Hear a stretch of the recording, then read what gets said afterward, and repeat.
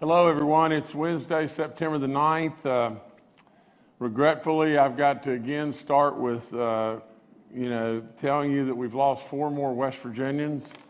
Our 251st death in the state was a 59-year-old female from Harrison County.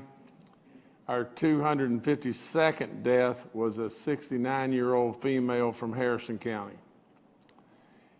Our 253rd death was a 62-year-old female from Jackson County, and our 254th death was an 87-year-old female from Monroe County. Before I go any further, I would just tell you this.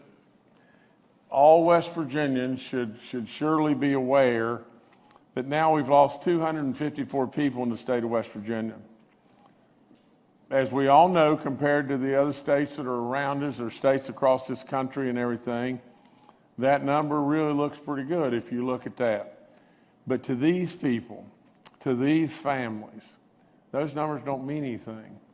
And absolutely, please keep these great people in your thoughts and prayers everywhere, because they need that and they deserve that.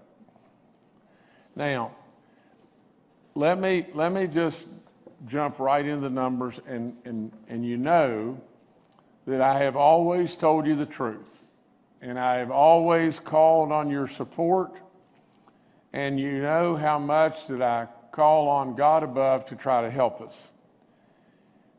West Virginia, we are absolutely getting worse by the day, and this situation right now is very critical.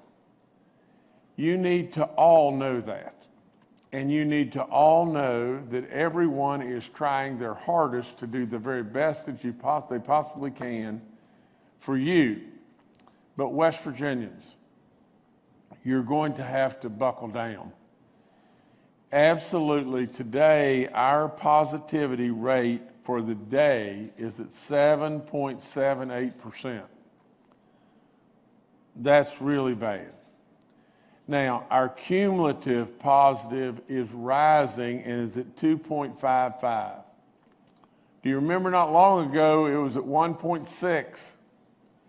Now, that's a lot, when you get down to the low percentages, to move a low percentage, and the best example I could possibly give you is if you were to dry sand, and let's say you got sand down to a 3% moisture and you wanted to take it lower. Well, it's difficult to do when it gets to 3%, but if it was at 30%, it was wringing wet, you could move it from 30 to 20 easy. You can't move from 3, it's bone dry, on down very easily. We had our positivity rate at 1.6%. It was very difficult to move it lower, but absolutely today it's at 2.55 and our daily rate is at 7.78. We've now added another county in the orange. You're reviewing to make absolutely certain that Pocahontas County is absolutely legitimately orange. But for what we know at this moment, it is. That's our 10th county that is either red or orange. Absolutely, this situation, we have active cases of 2,806. That's another record high.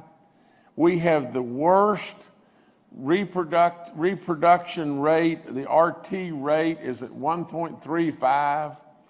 It's the worst in the nation.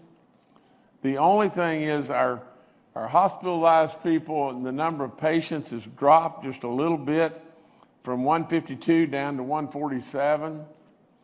We have 8,740 people or 48 cases that have recovered now, and that's good.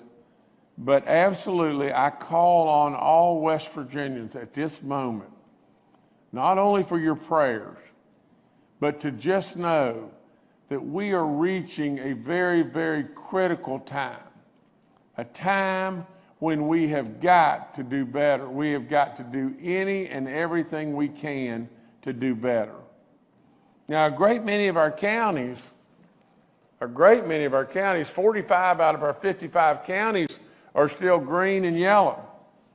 And as far as how it went on our first day of coming back to school, I think, Superintendent Birch is going to tell you that everything went pretty steadgum smooth. But we've got counties here in which we don't have our kids back in school. And I want them back in school so bad, just as badly as everyone does. I absolutely want our kids, first and foremost, back in school. But with this situation like this right now, there's no possibility. There's no possibility that we should be back in school in these counties that are orange or green or red at this point in time, because this situation is becoming more and more critical, and that would only compound the bad in the situation that we already have. So as we move forward, West Virginia, we're going to continue to stay the course. We're going to continue to stay the course from the standpoint of being as safe as we possibly can be, and yet get our kids back in school and hopefully back on the playing fields. But first and foremost, we have got to look out after our kids, our teachers, our service personnel. We cannot just compound the situation and make it worse. We have no school outbreaks, no new school outbreaks reported, from DHHR since yesterday. The long-term care facilities, now we have 32 outbreaks in long-term care facilities. I think that's slightly down from yesterday. Our churches, we have now, we were at 5, yesterday, or day before yesterday, we're at 4 now with Kanawha, Wayne, Monroe, and Wyoming counties. Please remember all the distancing things that we've said so many times, as far as a pew in between, as far as, the proper social distancing. Please wear a mask. From the standpoint of corrections, I told you last week that corrections ran to the fire when several employees were tested positive at the Beckley Correctional Center. They tested all inmates and all staff. All 40 inmates tested negative. There were 7 positive employee cases. We now have active cases among 105 inmates and 21 staff at Mount Olive. We have 1 positive inmate at South Central Regional Jail and 1 positive inmate at Western Regional. We have a total of 31 active cases among our correctional staff. Before I go any further on that, just hear me out on this. If we could have some way excluded all the staff, all the correctional officers and or staff that are working, where would we be today? We would be a lot better off than we are today. Now, this responsibility doesn't lie exclusively with them. This responsibility, lies, all across the spectrum.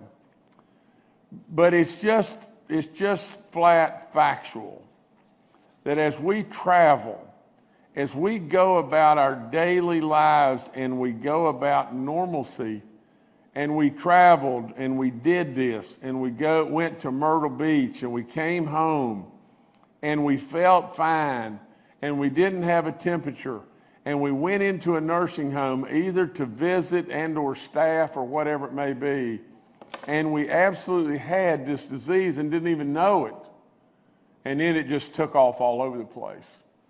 And in that, then we lost a lot of people.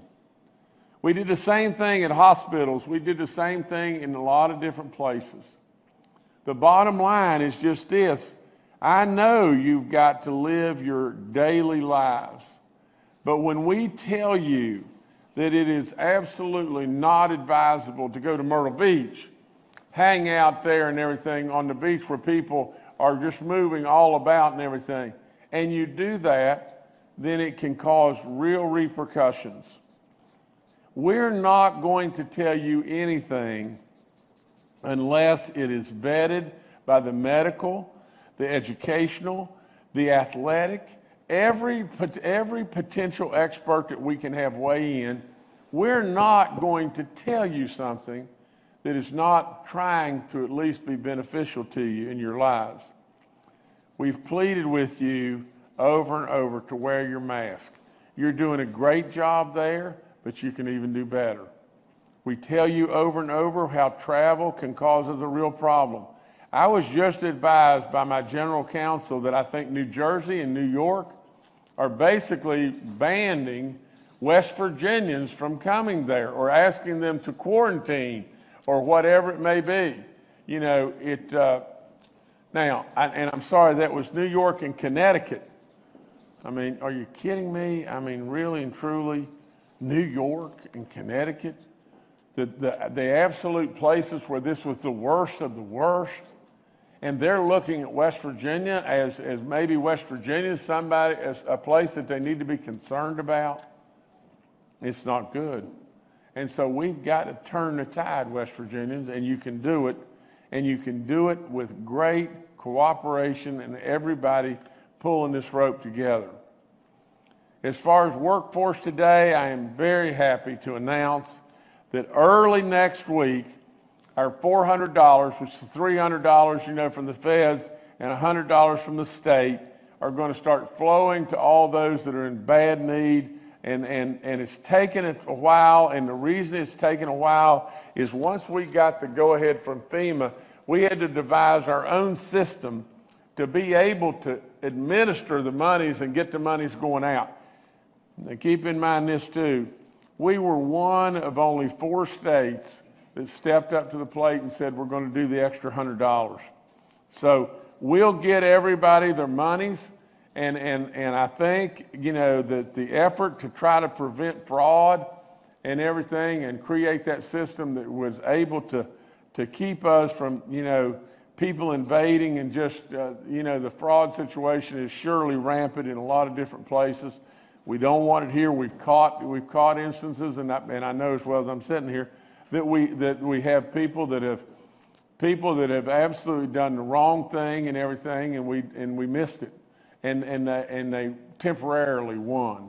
But nevertheless, Scott Adkins will be with us today, and if you've got any questions from the media towards Scott Adkins, he can maybe answer those better.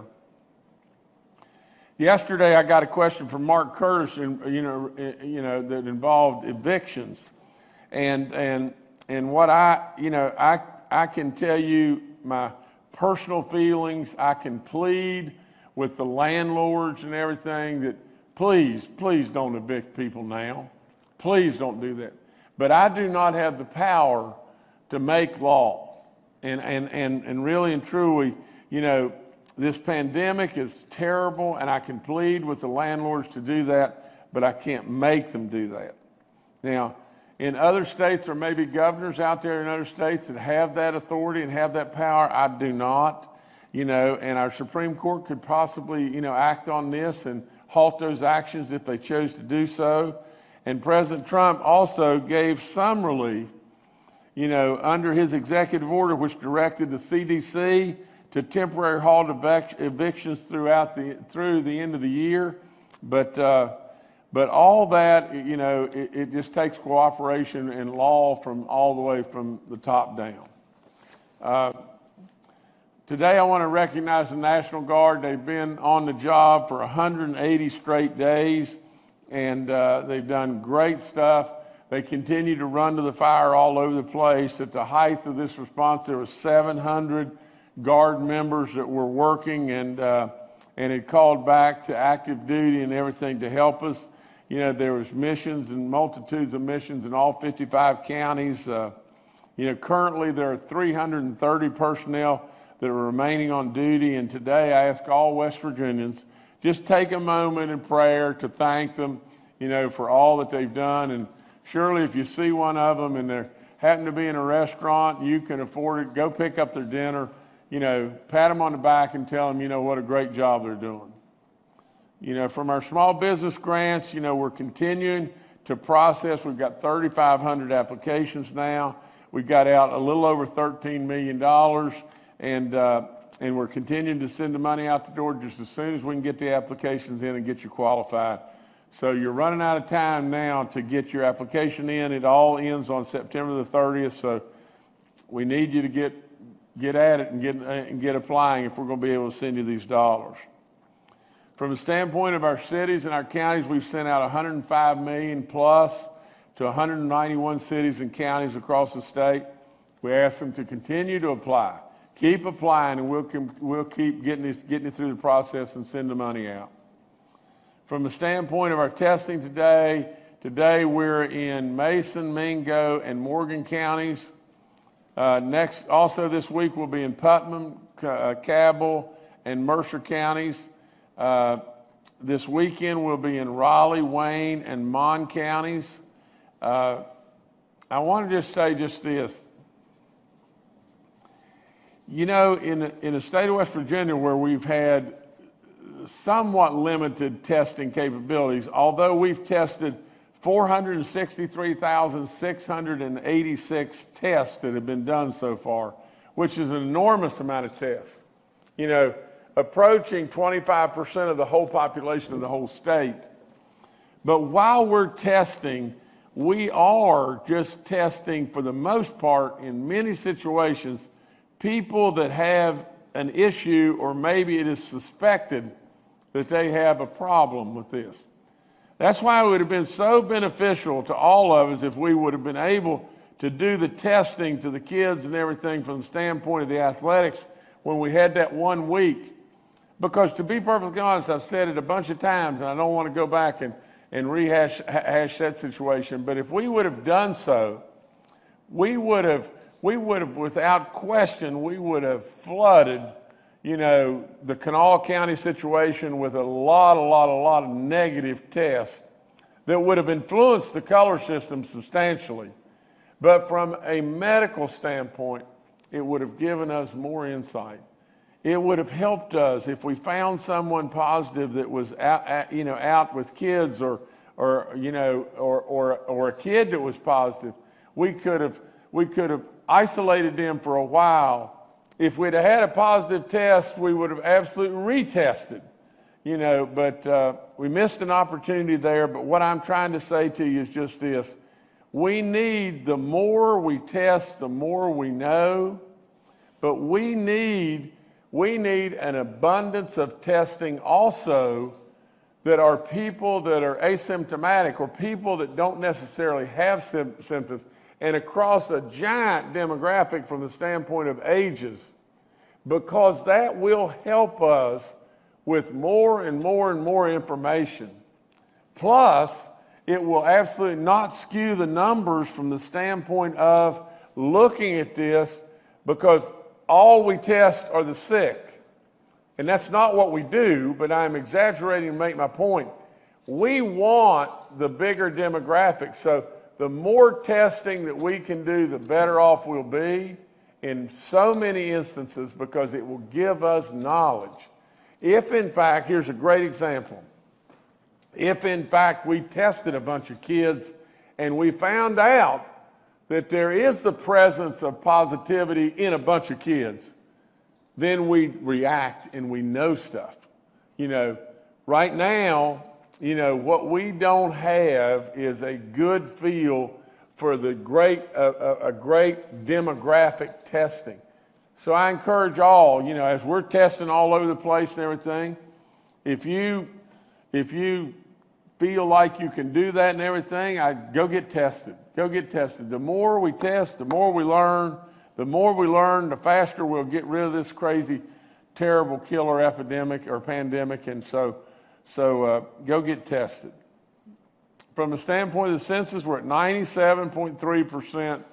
It always brings a smile on my face. It's really good, West Virginia. You've done so good in so many ways, and I'll always be beholding and really proud of the effort that you've made, because you've done just so good. You've listened so closely. You've stayed all together. And now, you know, we don't want to divide ourselves, because we've got, you know, an orange county here and a green or yellow county over here. We got an issue and a challenge. But I am telling all West Virginians right now, as I issue that challenge, we are at a critical point, and the odds are it could even get worse, because as we move forward and continue to try to do things like be back in school and everything else, the odds are we get more exposed. And so we have got to be super careful. We've got to do all in our power to continue to try to drive this killer away from us and everything. And as we do so, really and true, we're just absolutely looking at every day we're closer and closer and closer to that vaccine. So that's all I got today. You know, well, I do want to do one other thing. I want to go over this chart just real quick.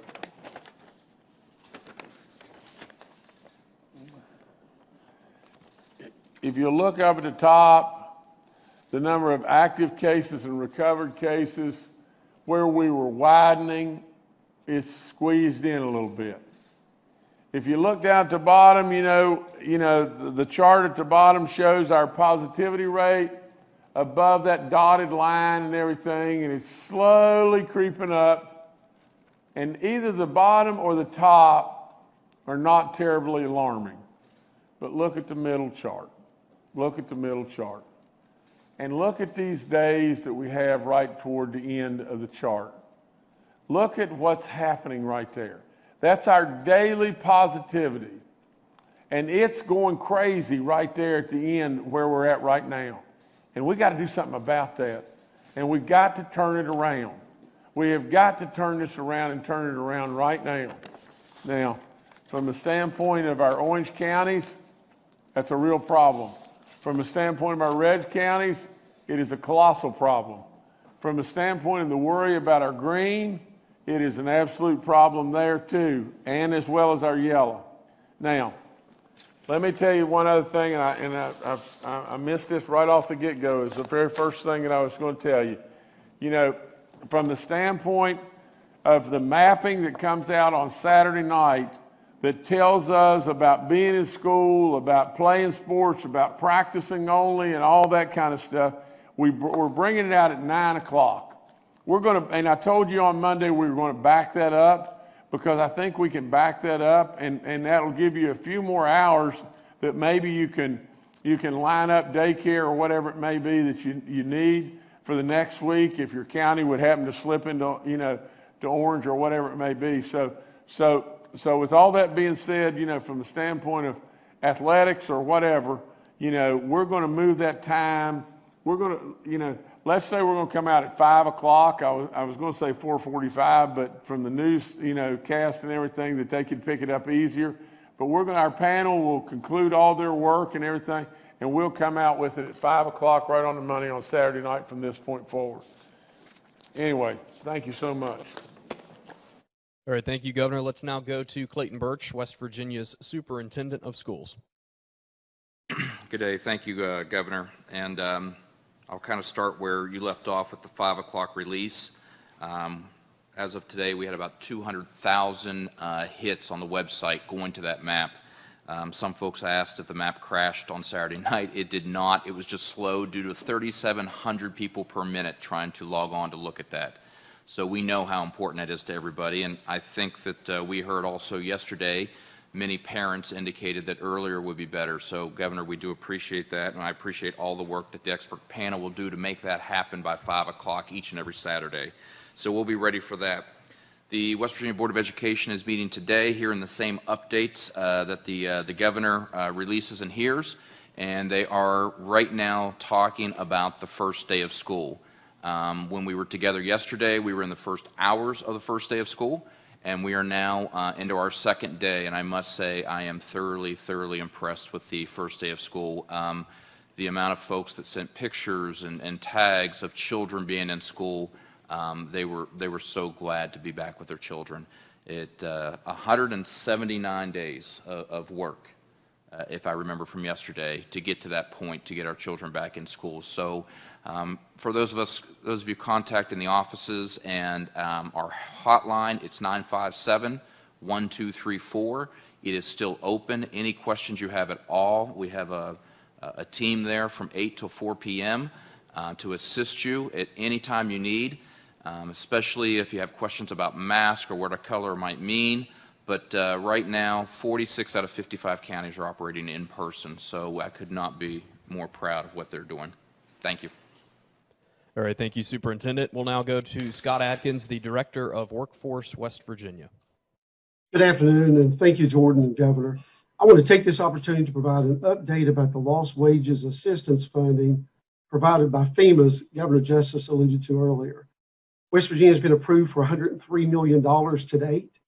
Beginning next week, the week of September 14th, Workforce will start paying an additional $400 per week in LWA unemployment benefits to those who qualify.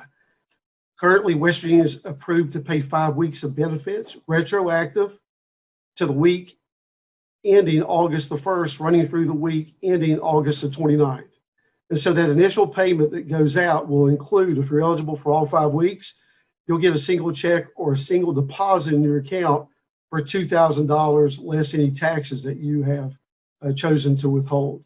Individuals returning to work or exhausting their unemployment benefits prior to the week ending August the 1st will not be eligible for LWA.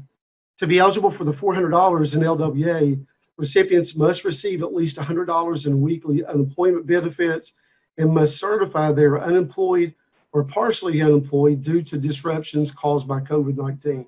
Now, Workforce is handling that through the weekly recertifications for both PUA claimants and also for folks who are receiving standard unemployment.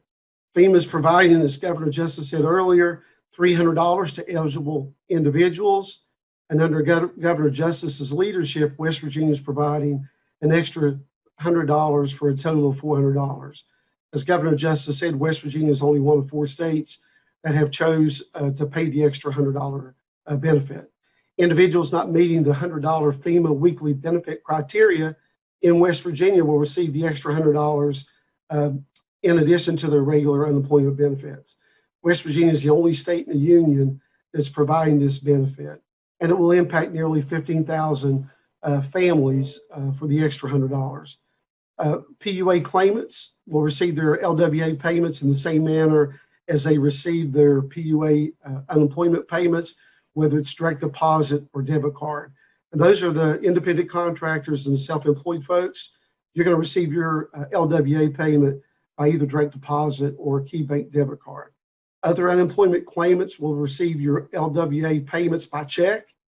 This will allow us to disperse those LW payments quicker. Once the FEMA money is gone or is fully exhausted, benefits will cease. And I caution folks all the time, so no matter where you are in the stages of your unemployment claim, whether it's being appealed or otherwise, FEMA has directed every state that once that money is exhausted, then those benefits will cease. We understand this benefit's critical to many West Virginians, and as Governor Justice said earlier, we're diligently programming and testing their systems to ensure we pay folks as quickly as possible. Thank you. All right, thank you, Director. Next, we'll go to Dr. Clay Marsh, our coronavirus czar. Well, good afternoon, and since we just had a press briefing yesterday, I will keep my comments very brief. The governor has said what I wanted to communicate to the folks viewing this broadcast and the folks that will view the broadcast. We are in a really very delicate situation and a very important time related to the COVID pandemic. As we have said many times, this is unprecedented. This is a generational event. Old patterns, old learnings don't necessarily apply as well to what's going on now. But West Virginia is being very much negatively affected by COVID-19. We have maintained the worst reproduction score in the country now for 4 days in a row, and we are higher relative to the next worst state than we have been before. We have more cases that are active than ever before. As we look at our cumulative 7-day rolling average, this is not community, this is as congregate and community, we are approaching 5%. We are less with just community spread. And we are in the midst of opening our K through 12 schools in a majority of our counties.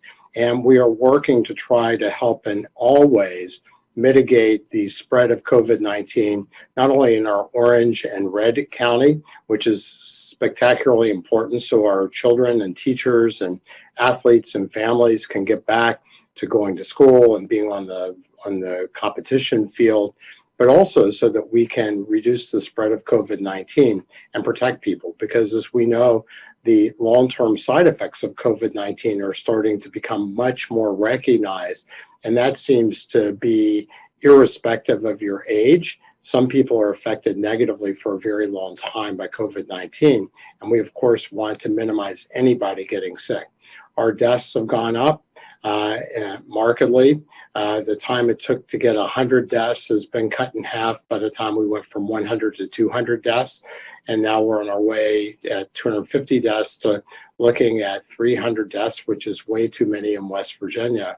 And as we look to the treatment front, we know that recently a vaccine trial has been stopped, and it's a different type of vaccine using a different virus to be able to give the COVID-19 virus called an adenovirus, and this is the AstraZeneca virus, but they've gone on hold because of a side effect experienced by a person who is vaccinated.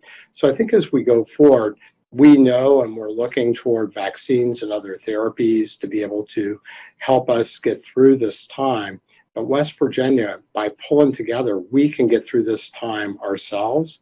And it is really, really important that everybody be particularly committed to protecting yourself and protecting each other, because right now we are probably in as much of a challenge from COVID-19 as we have at any other time since this has started. And that's not every county. And we said that with this new coming out, the dancing with the virus, the living with the virus, we were going to treat each county as an independent entity, but it's time for us to come together to make sure that West Virginia is the place that we all want it to be for the people that we care for so dearly. So thank you. All right, thank you, Dr. Marsh. Next, we'll go to Major General Hoyer with the West Virginia National Guard. Good afternoon. By the end of this week, we should have all the equipment in for the additional support to Department of Education for Wi-Fi spots throughout the state, and we'll continue to work with them on some additional unique opportunities to improve that capability as we go forward. Moving forward with additional PPE support to the State Department of Education, Governor's tasked us to focus specifically on providing additional PPE to school nurses to ensure they have the proper equipment to care for our students. Continue a significant amount of testing, as the governor pointed out earlier, and disinfection missions continue at a rapid pace. The quick reaction force construct that we put in place has responded on a couple of different occasions, to include over the holiday weekend, so that is working well.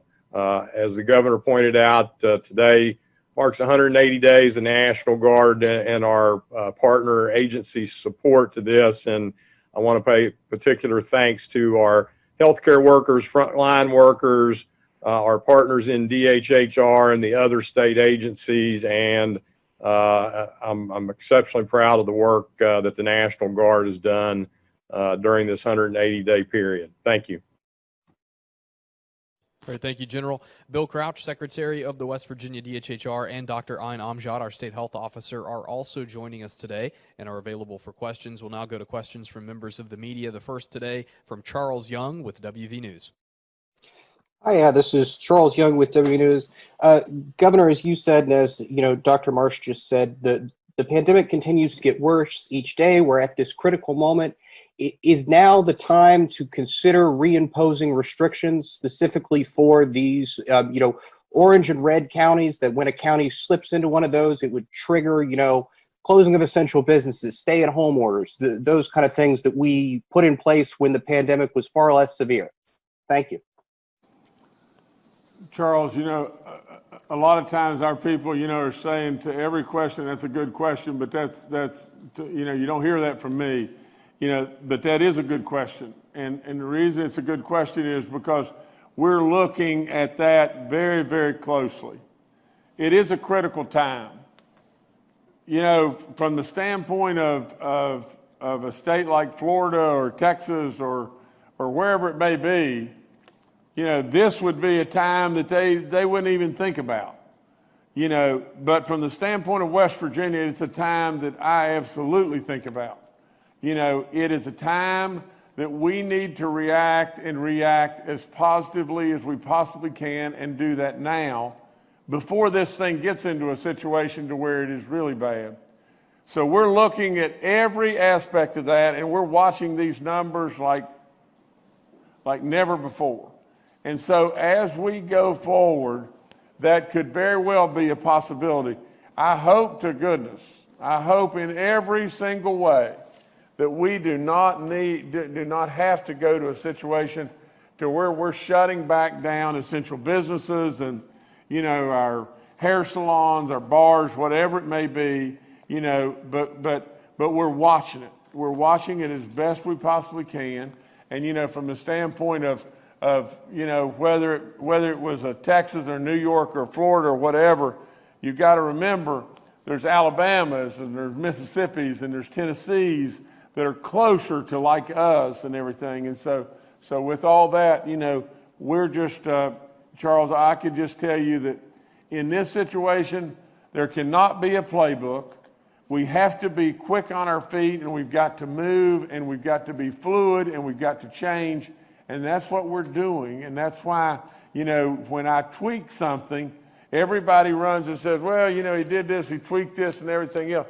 But I am telling you, if you think the people from NASA flew to the moon without tweaking and tweaking and tweaking to absolutely perfect a situation that nobody had ever done before, this is exactly what we're dealing with right here. We're dealing with a situation that nobody's dealt with this before. There is no playbook, and we've got to tweak as we go to make it better and refine and refine and refine. Now, West Virginians should absolutely know they've done great. They've done unbelievable. The numbers tell us exactly that. But we absolutely don't want to slip into being a Florida or an Alabama. We don't want to do that. So we're watching it, Charles. And right now we don't think we have to do it, but but we don't want to take anything off the table. All right, thank you, Charles. Next, we'll go to Amanda Barron with WSAZ. Hi, everyone. Amanda Barron with WSAZ. Hope you're having a good day. Dr. Marsh, can you help put in perspective the transmission rate? It seems like a huge swing when we go from being the best in the country to the absolute worst in the country. And I realize that maybe it could have something to do with the fact that we were slow to start and we're just seeing what other states saw earlier because we had such a low rate in the beginning. I'm just hoping you can help put that number in perspective. Thank you. Dr. Marsh, before you go, let me just say this, and I don't know that I'm right about this, Amanda, but mathematically I think I am. With us not having the testing volume and everything, that number really and truly, Amanda, you just imagine if we were at 0.85 today, we may very well be in the top 5 in the whole country. And when you change from 0.85 to, I know we're at 1.35 or a number there close to that, but if you change from 0.85 to 0.99, you go flying across a lot of different states. So there's not a real wide, number to play with there. But Dr. Marsh, go ahead. Yes, thank you, Amanda. So I think that there's really a couple of great influencers, as the governor said. One of the sort of detriments that we have related to how wide the swings can be for us is that we still have relatively fewer cases than many other states do. So when we get a lot of new cases, they are overweighted on the RT Live site, because really what you're looking at is you're looking at the replication time of the doubling of people that are infected with the virus. So new people get lots more weight than people that have had it over time. And states with much smaller numbers of people that have been infected can swing much faster than states that have a lot of people being infected. So if we went from, say, we had 11 people infected and we get 5 people infected today, then our RT is going to be much higher than if we had 1 million people be infected, we have 5 people infected today. So we have to look at that with a grain of salt. And as the governor said, there is a small difference between many, many states. And I think that the really important thing for us is not only to look at the number and where we are, and that certainly is something that I follow daily and many, many West Virginians do, as well as our whole leadership team. But I think it's looking at the RT value in context with everything else that we've talked about. And what we see is that there is some harmony and alignment related to the RT value that tends to be an early indicator of increased spread, along with the fact we have more active cases than we've ever had. Our daily percent rate is going up. The number of people that have died and the rate in which people are dying has gone up. And as we have seen, like the rest of the country, with the Midwest being so affected, our rural part of our state has become infected with COVID-19. And that's a part of our state where our most vulnerable people live. So I think that this RT value, which is important, you know, West Virginia has wider swings because of our smaller numbers of people that have been infected and the fact we're seeing an increase in the number of people infected today at a rate faster than we've seen in a while, which is making our RT go the other direction. But I think in the reality context of what that means, it's that, you know, we are needing to get this COVID pandemic under better control in a number of our counties, and we see that by the incidence rates as well. And this is really people's lives that we're talking about. And this is also about our ability to take care of our children and our teachers and our citizens. So this is a vital moment for us. But thank you for asking that question. All right, thank you, Amanda. Next, we'll go to Paul Mullen with WCBC. Good afternoon, Governor. Good afternoon, panel.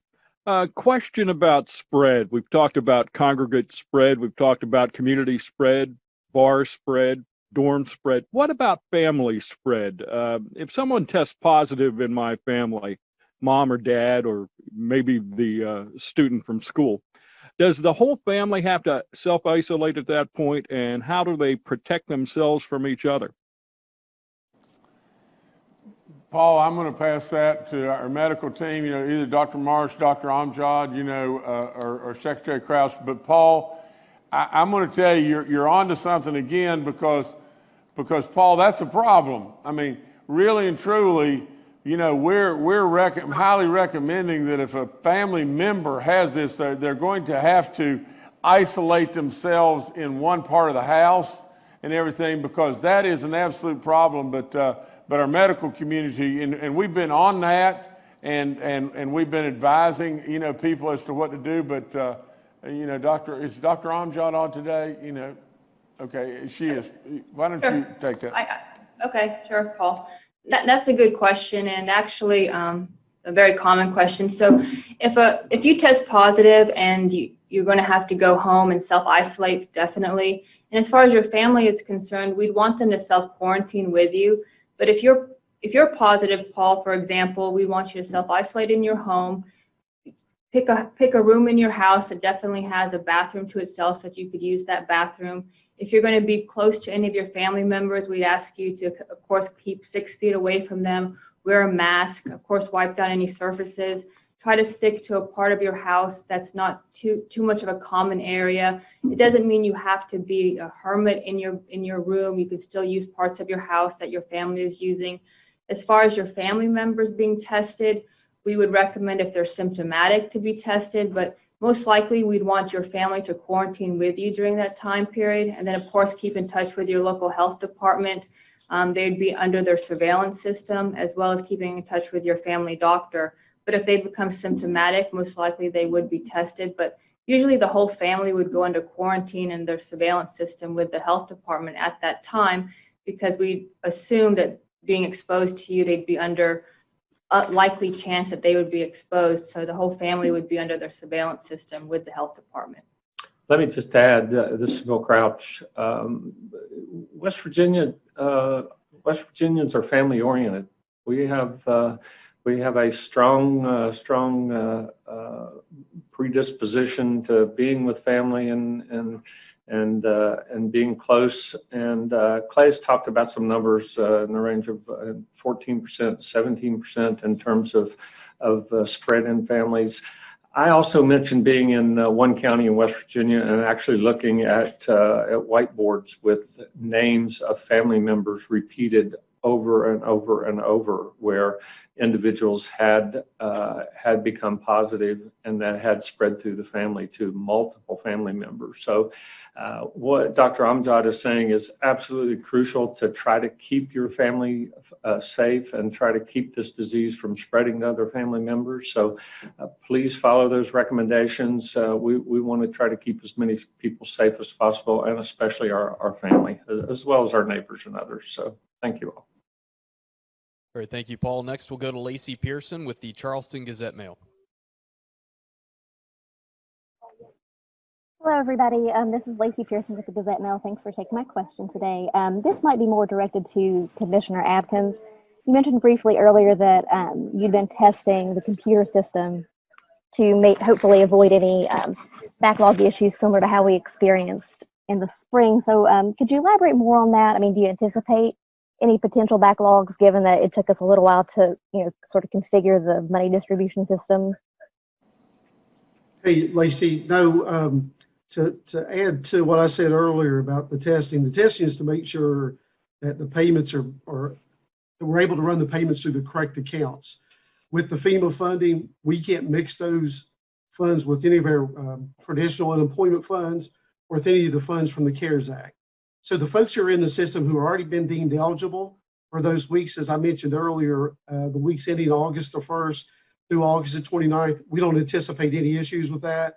Now, folks who make application, say today, for example, there could be a little lag in getting them benefits if the FEMA funding is extended beyond August 29th. But as it stands now, if you're already receiving any kind of regular unemployment, whether it's PEUC or PUA or extended benefits or some kind of training unemployment, you're good to go. You don't need to do anything at all. We know who you are. Those claims have already been vetted and approved. And so we really don't anticipate any fraud or much fraud as it relates to the LWA payments from FEMA. All right, thank you, Lacey. Next, we'll go to Kenny Bass with WCHS and Fox 11. Hi, this is Kenny Bass with Channel 8 and Fox 11. I have a question for the governor. And Governor, you're fond of saying that when something comes to you that you don't understand, you say, hey, wait a minute, what are we doing here? So that's kind of where I am on this. So maybe you can help me understand something. And this comes from a multitude of band parents who've contacted me in the counties where bands are still being allowed to play if they're coded the right color. Right now, only parents of band students are allowed to participate in watching their kids perform. And in many families, of course, there are more than one child. And so if you can help me understand the reasoning behind the Ssac rule, let's say there's two girls and they go to school in a county, they're sisters, sleep in the same room, drive in the same car to school every day. One of the sisters picks up the other sister from band practice and takes them home. And yet that sister is not allowed to watch her sibling perform.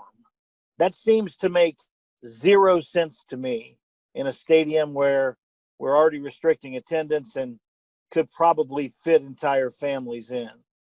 So is this something you can look at and maybe revise that, as you did earlier with the SSAC's band ruling, or is it something you agree with? Thank you. Well, Kenny, your situation that you described, it's hard to disagree with that. I mean, you're talking about two sisters that live together, in the same house, the same bedroom, whatever it may be. That situation is that you described, I would agree with you. The problem is there naturally is other situations that, in regard to families and the number of people in the stadium and all that kind of stuff that are stuff that I'm sure the SSAC is taking into consideration. Now, will I look into it more? Absolutely. Will I look at the possibility of tweaking it and everything to be able to help families be able to enjoy their kids? Absolutely. Can I promise that that'll be done? I can only say that what will be done will be the safe thing, the safest thing we can do. Because right now, there's going to be, we hope and pray, a lot of games and a lot of opportunities for our bands to play. But we surely know that right now we've got to make the right decisions, and West Virginians have got to show their mettle right now. They have to. They've already done it to the world, but right now we have got to show our mettle. Now, with all that being said, I'll look into it. I hear you. The situation you described, I could not possibly do anything but agree with you, and we'll look into it, and we'll try to do something about it if we need, and if we can, tweak it and make it better, we'll tweak it and make it better. There may be those that criticize, because they may say, well, at first we weren't going to let the bands in, we let the bands. Well, for crying out loud, we did the right thing. We just did the right things. And as we tweak, we're not going to make every right decision. But as we tweak, we're tweaking to make it better. That's all there is to it. Like I said, don't think for a second that those people that flew that rocket with our astronauts and landed on the moon didn't tweak 10 million times to make it perfect and make it happen. That's how you make it better. You make it better by doing the very best you can and then tweaking it as you go and everything. So that's what we're going to continue to do. All right, thank you, Kenny. Next, we'll go to Steve Adams with Ogden Newspapers. Yeah, Steve Adams of Ogden Newspapers here. I don't know that my question's too terribly different than a few questions from before, but I guess I'll phrase it this way. What is the line in the sand for when actions will be taken, whether it be statewide or whether it be, on a county by county basis? Obviously, there are many counties that are seeing issues, and there are some counties that have fluctuated by a handful of cases up and down, but haven't had a predominantly bad outbreak. But what is the line? I know at one point we talked about I think 3% on the cumulative percent of positive as being the line. If we're starting to go above that, then there's a problem. Of course, we're sitting at 2.55. Not super bad, but it has been trending towards that 3% now for the last 30 days. Is that the line that we're still kind of putting in the sand for doing restrictions? I know we're at 25 people for group gatherings and whatnot. I just didn't know if that criteria had changed or if that's still kind of remaining what we're doing as the line in the sand for when we need to take further action, whether that be on the shutting down certain businesses, whether it's telling everyone to stay home again, what have you. Thank you. Okay, Stephen. First and foremost, if you're in this job, it's all going to come to rest with me. And I get that. And I'm honored by that. And I'm going to do the right things with that. To answer your question, first and foremost, we're going to listen to all the experts. And we're going to first and foremost listen to our medical experts, because we're not talking about just nothing here. We're talking about people dying. And so we're going to listen first and foremost to our medical experts. But you asked the question about what's the line in the sand? Well, the line in the sand, now that we have that cumulative positive number of less than 3%, and we're at 2.55, Stephen, for us to get all the way to 3% now, because we have now built in so many good numbers that it will take a long time for us to get to 3%. So if we just clung to that and we just said we're not going to change until we get to 3%, bad move, bad move. So we're watching that, no question. But as we go forward and everything, we've got to absolutely be able to be light on our feet and move in a matter of hours and not weeks or months, because it will take weeks and months of bad numbers to move that to above 3. You know, you've seen the numbers that have come in the last little bit, and we moved from 2.53 to 2.55. It'll take a long time. A long, long time for us to get there, unless the numbers get catastrophically bad.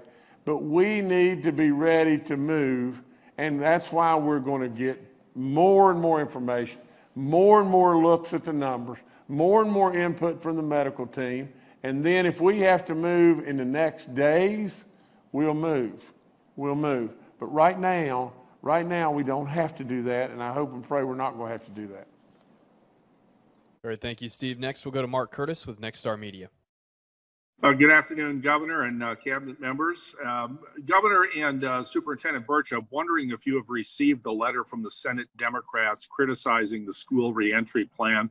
They claim they've talked to numerous teachers and school service personnel and say there's confusion over personal leave time if somebody has to be quarantined, and there's inconsistencies in PPE distribution and training. So I'm just wondering, and they're also saying some teachers are being threatened with their jobs if they complain. So I'm wondering if you've read the Democrats' letter and what your reaction is to it.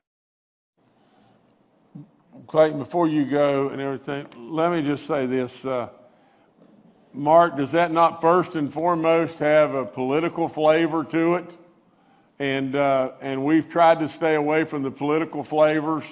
You know, I absolutely think that, you know, Superintendent Birch and his team have done magnificent work.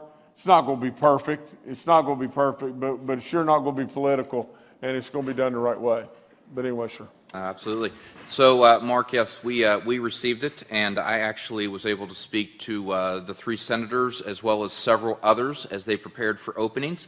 I have absolutely no problem with my door being open as it always has been. With the questions and concerns they have, I'm actually reaching out to their superintendents to make sure that communication is clear. And I rely on those superintendents to continue working with their local delegates and senators too. And we want to make sure that communication stream is well oiled and working well. So as we broke down the letter, the largest concerns seem to be around communications. We actually have FAQs, frequently asked questions, on our website. If any teacher has a question about leave and their rights, we've worked with all of the unions and superintendents and teachers. And then we worked our way down through some of the issues around preparation, personal PPE. I'm not sure, maybe it was written after the announcement the governor made on additional $50 million invested in PPE. So, but we will continue to monitor, and we're going to be asking each and every principal over the next several weeks to also monitor how things are going. We expect a report by the end of the month that we can use to assist the governor and General Hoyer and DHHR as we move forward. And I want to say one more thing too, in regard to the $50 million that we were able to bucket from the standpoint of the CARES money for, you know, for additional security and everything from the standpoint of PPE or testing. First of all the information that I have that has been given to me through the Department of Ed and through the accumulation of all the county superintendents and everything is, you know, we were great to start, you know, and we look like we're in solid, you know, on solid ground. We had $91 million of dollars to work with in regard to all the programs and everything.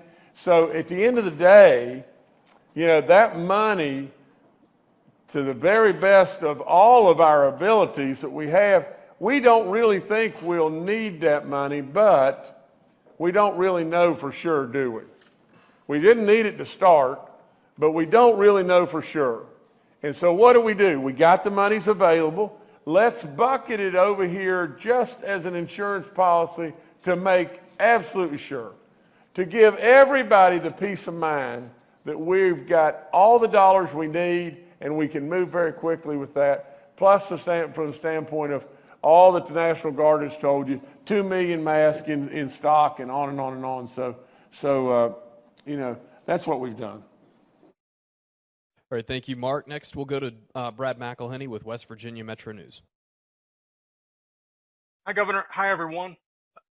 There was mention earlier, and there has been mention at earlier press conferences about a desire for more testing, particularly among young people and athletes, because they may produce negative results that would then affect the map. But I wonder if that's the case, if the map is actually based on daily positives averaged over 7 days. Is that assumption true, that negatives would affect that some way? Secondly, on the map, I'm wondering what's going on with Pocahontas County. Is its turn toward orange a fluke or a trend? Thank you. Okay, I'm gonna have to let Clayton, you know, or someone, you know, answer the question on Pocahontas County.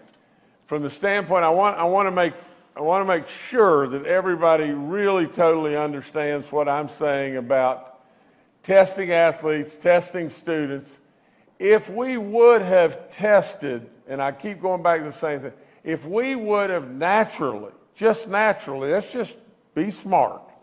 If we would have tested 3,000 kids, staff, you know, athletes in Kanawha County when we had a breather of a week right there, what would have happened? I mean, no matter what we would have tried to pull off, what would have happened?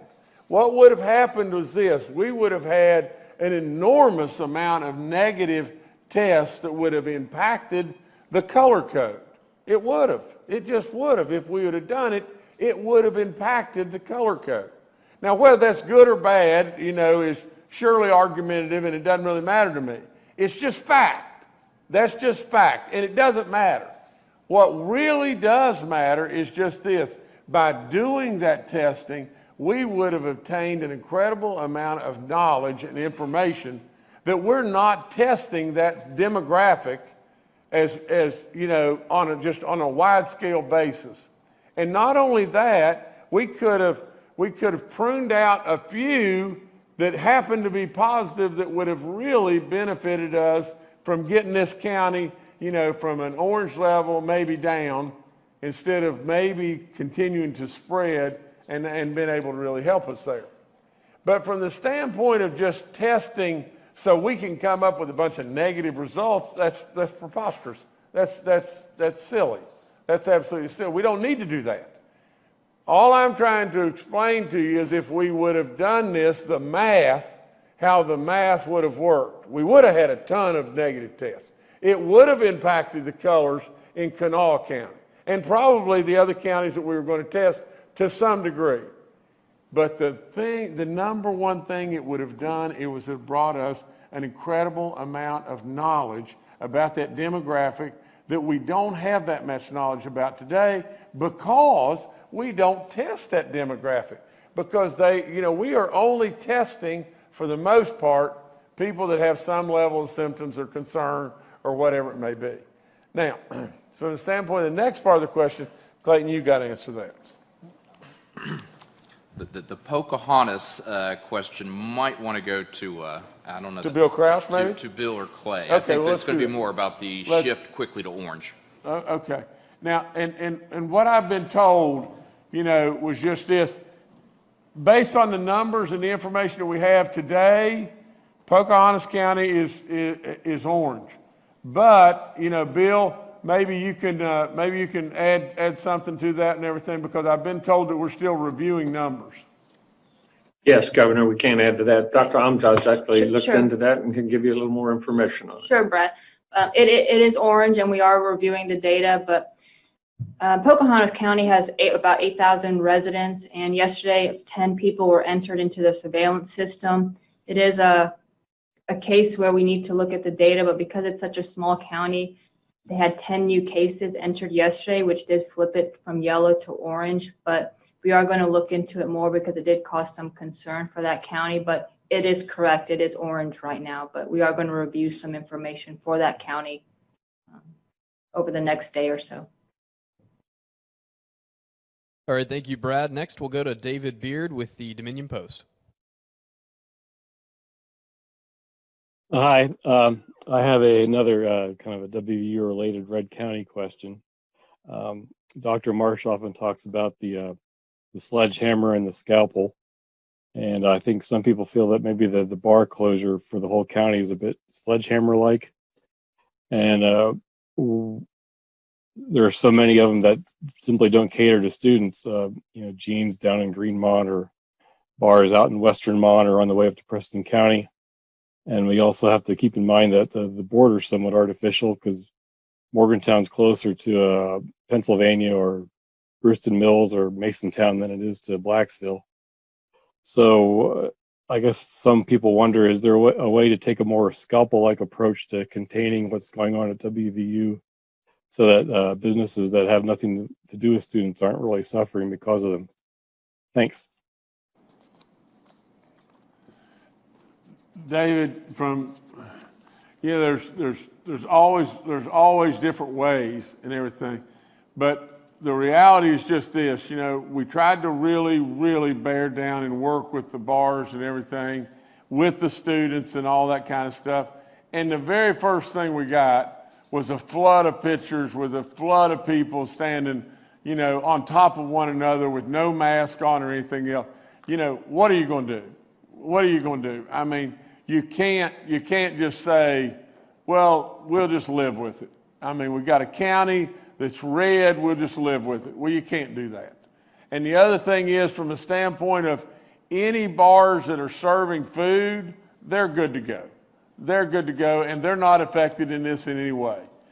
So it is a situation, and I hear you, from the standpoint you're really close to Pennsylvania, kids can move around and do all this stuff and everything. I get it. I get every bit of it. But in this situation, with where we were and what we saw, you got to react. You got to do something. You got to do something. I mean, the great people of Mon County deserve and need me to react. And in that situation, we can't have that situation, or this situation is only going to get worse for everybody. And as it gets worse for everybody, we're going to be reading somebody and say, an 83-year-old from Mon County, a 42-year-old from Mon County, and we don't want to be doing that. So we had to react.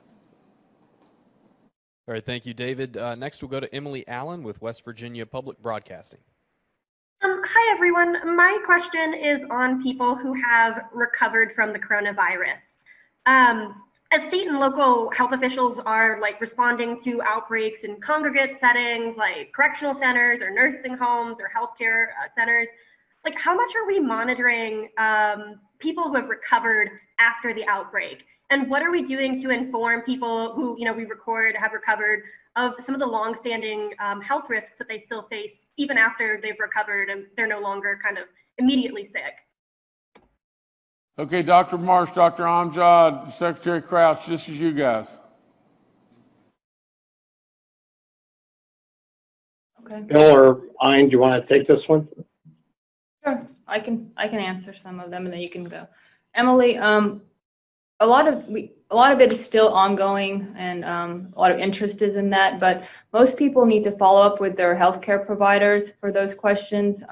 We do encourage, of course, we know with the MISC case of the child that was here in West Virginia, that it's very important for children who have COVID-19 to follow up with their healthcare providers, because MISC is seen about 4 weeks after the case. So we know children who have COVID-19, we do want them to follow up with their healthcare providers.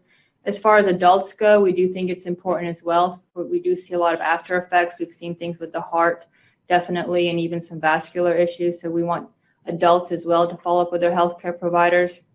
So as far as any long-term studies go, I'm not clearly aware. Clay might have some because he's up at WVU, so I'll let him speak to that. But there's definitely some long-term effects with COVID-19. There's a lot of interest in it. So I'll let Clay speak to any more in-depth knowledge up in Morgantown. Well, thank you, Ein, and thank you, Emily. One of the issues, as you allude to in your question, and that Ein really spoke to, is the concern of longer-term impact on people who have recovered from COVID-19. And I think it really does bring to light the need, and it's a good reminder that having a focused effort to make sure that we're tracking people longer term so that we understand more, not only about COVID-19 in general, but about how our people, our citizens may have problems longer term related to this, this generational infection. And that's something that we are planning to do in some areas in Morgantown. But I think that you've sort of brought to light the potential that we might really be best served in making this a state effort. So thank you for your question, and you've stimulated some additional thought and maybe some additional action. So I appreciate that. All right, thank you, Emily. Our last question today comes from Christina Cass with WVVA. Hi, yes, this is Christina Cass with WVVA. So this may have already been addressed a little bit earlier, but what are the updates on workforce operations concerning unemployment? We've had a lot of viewers calling in daily to say that there's a 14-day wait limit to file for unemployment, or that, and this has been more of a prevalent issue, that they can't even get through to file. What is being done to kind of combat these delays, considering the concerns for this is that they really don't have the time or the means to wait for this filing, especially with it being detrimental to their current living situations? Thank you. Scott, this is you, and Scott, you know this, and General Hoyer, I think, still on and everything, but you know, Scott, any resources that you additionally need to be able to help in every way, you know, I'm telling you from the standpoint of the Guard, you know, I'm all in. I know the Guard's all in, so anything we can do to make things a little faster, a little better, you know, we sure want to do it. But Scott, if you can answer this question, you're going to have to answer this one. Yeah, absolutely. And thanks, Governor Justice. Your leadership and really understanding what it takes to get unemployment to folks who need it is greatly appreciated. And again, I want to go back to what Governor Justice said. That's a great question. And I can tell you that if you're filing for regular unemployment in West Virginia, that's pretty straightforward. There could be a delay in getting information back from the employer that the claimant previously worked for. And so there's some due process issues there. If you're a PUA applicant, and those are those independent contractors, self-employed folks, I can tell you, Emily, we've received in the neighborhood of about 80,000 fraudulent claims so far for folks who are trying to apply for PUA benefits and they're not eligible for. That does slow the process down. There's no way around it. We have to vet those claims individually. We have to ask for specific identification information. We have to ask for specific income information to justify that claim. And so there is a little delay there in the PUA claims. But if you're filing for PEUC, extended benefits, regular UI, there shouldn't be a delay at all. And keep in mind that application, folks do the application themselves online.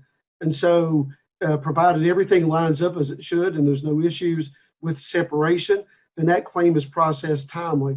But again, if there's separation issues, or if the employer says, hey, wait a minute, he or she didn't work for me, or they quit, or they decided not to return to work when work was available to them, there is going to be a slight delay in that, again, because of due process. And you know, the federal government requires us to do due diligence in all those questionable claims. So even though I apologize for the delay, it's unfortunate. And it's also unfortunate that there's so much fraud that we have to look at to get to those legitimate claims. But rest assured, folks at Workforce, all of our external partners, assistants with the Guard, with folks in our external call center are working extremely hard to make sure that folks who are eligible for those benefits get them in a timely manner. All right, that's all our questions today. Governor, I'll turn it back to you. Okay, well, I really don't have anything as far as the notes on our different speakers and what they've said and everything. I just want to clean up one thing, and that's just this. West Virginia, I need you right now, and you need yourselves right now. Without any question, we have been the envy of the country and the envy of the world in many ways. Without any question, we're at a crossroad right now that we all know. We all, especially from my end and all the medical experts, education experts, all the guard, all of us know how susceptible and vulnerable we are as a state. Now, we need you in every way. We need you to step up without question and show that medal that has absolutely earned you this great, incredible badge that West Virginia carries with us as being this miracle so far. Now let's just step back. David asked a wonderful question in regard to the scalpel or the hammer, in regard to the bars and the situation in Mon County. I said, you've got to do something. You cannot try to move forward and have the pictures and all that happened and sit idly by and not react. And so we reacted. And we said, we can't do that. We've got to close the bars. From the standpoint of just this, when I said, you've got to remember, we're talking about serious stuff, life and death, people dying. But it's serious in lots of ways. It's serious from the standpoint of Monongahela County is not in school. And you've got families that need to go to work and they can't go to work because of the daycare and all the issues, the economic issues that go with it. And everyone should know, I want our kids in school so badly. It's unbelievable how much I want our kids in school, only if they're safe. Only if the teachers are safe there. Only if the service personnel are safe there. But with all that being said, I just plead with you, West Virginia, help me. Help me as you did with the census. Absolutely have street leaders and community leaders and leaders that will step up and try to help one another. Absolutely, West Virginia, I know you can do it. You are the greatest of the greatest of the greatest. You're the very reason that I decided to run for governor. The very reason, because I love each and every one of you, and I believe in you, and I believe in this state beyond good sense. And I mean it. And it doesn't really matter to me who believes and who doesn't believe. I know it in my heart, and that's how I feel. But right now, I need you. I need you really badly right now, West Virginia, because this thing is turning, and it's turning in a way that we do not want it to turn. Absolutely, right now, West Virginia, make a difference. Make a difference for all aspects of this. Going back to school, the nursing homes, the next fatality, even all the way down to the situation that, I was contacted yesterday from a great coach again at South Charleston. And I don't get into names, but a great coach. And he's telling me that he's about to lose his kids from the standpoint of his football team because they don't know what to do. And some of them are being told they need to go get a job by their moms because their moms need to stay home. This situation is filtering all through us and hurting all the way through us. Now, we can't go back and we can't do something that would be silly and only compound it and make it worse, where more would die and more problems we would have. But we can stop it because we had the means to be able to stop it and stop this pain all the way through. Coach, I hear you. I absolutely hear you at the nursing homes. I hear you all across West Virginia. Try to help us. Let's make this better, and let's all run across the finish line together. God bless each and every one of you. You're the best of the best. Show it. Continue to show it. Help me. Thanks a bunch.